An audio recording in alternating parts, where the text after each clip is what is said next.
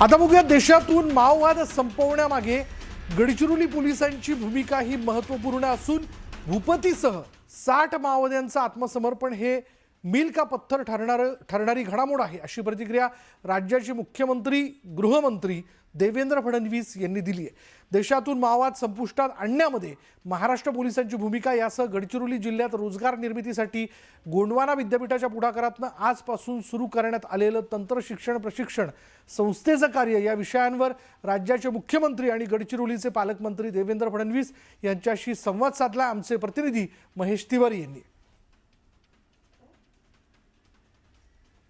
लोकांनाच प्रशिक्षित करण्याकरता लॉयड मेटल्स आणि गोंडवाना विद्यापीठ यांनी एकत्रित येऊन युनिव्हर्सिटी इन्स्टिट्यूट ऑफ टेक्नॉलॉजी ही तयार केलेली आहे।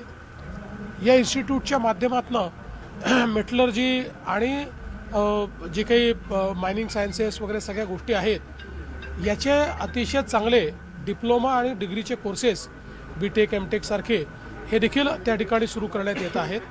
आणि इथे लँग्वेज लॅब आहे, 5, 7, 8 भाषांमध्ये देखील लोकांना शिकता येणार आहे। आणि आज त्याच्या इमारतीचं मी उद्घाटन केलं। जवळपास 25 कोटी रुपये लॉयड मेटल्सने दिले आहेत, आता उरलेले पैसे सरकार पण त्याला देणार आहे।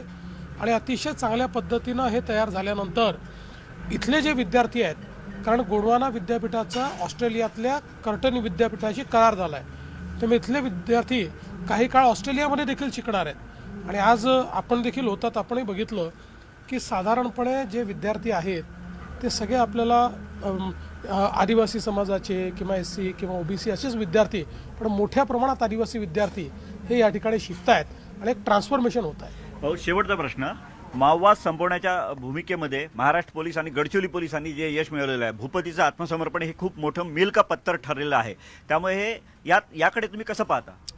निश्चितपणे मला असं वाटतं की भूपती याच्या आत्मसमर्पणानंतर पत्त्याच्या बंगल्यासारखा हा संपूर्ण माओवादाचा जो बंगला आहे तो कोसळलेला आहे।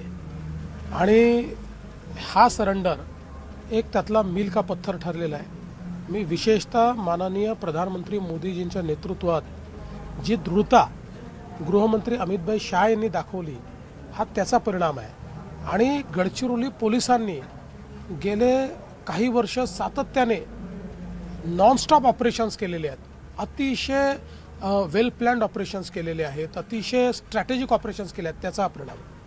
व्हिडिओ जर्नलिस्ट प्रशांत मोहितेसह महेश तिवारी, न्यूज 18 लोकमत, गडचिरोली।